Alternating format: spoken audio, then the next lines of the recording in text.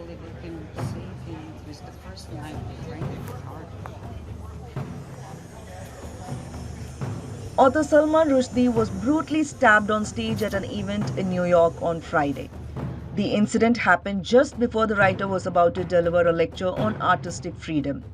The attacker jumped onto stage and stabbed the 75-year-old writer several times.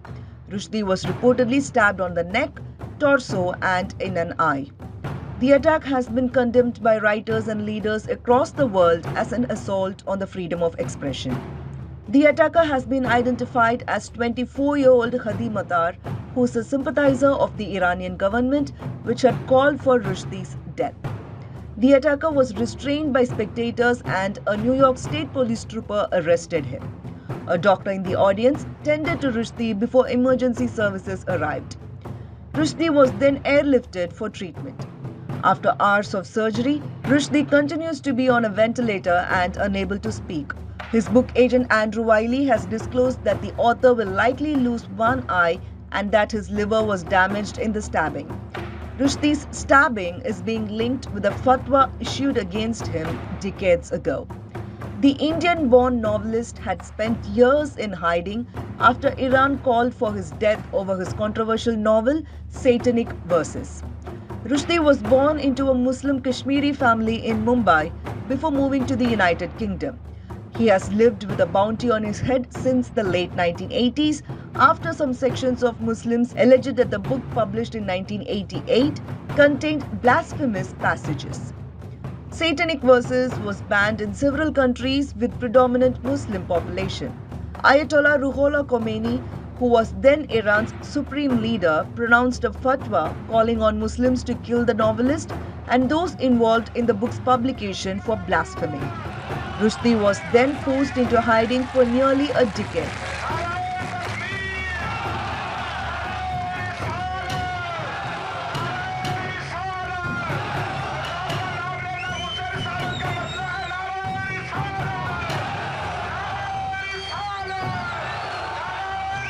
Hitoshi Igarashi, who translated the novel into Japanese, was murdered in 1991.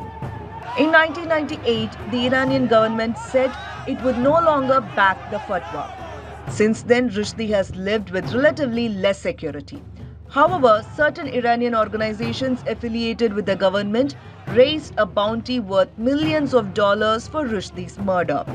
And in 2019, Iranian leader Ayatollah Ali Khamenei claimed that the fatwa against Rushdie was irrevocable. Rushdie had been on the run for several years before settling in the US and getting a US citizenship in 2016. In 2012, Rushdie published a memoir about his secretive life under the fatwa. It was titled Joseph Anton, which was also the pseudonym he had used while in British police protection. Rushdie is much loved across the world for his literary works. In fact, his second novel, Midnight's Children, won the Booker Prize. Another of his novels, titled Victory City, is to be published in February 2023. Rushdie has always been a fierce critic of religion and outspoken about oppression. He has even been vocal against the Indian government and Prime Minister Narendra Modi too. A Federal Report.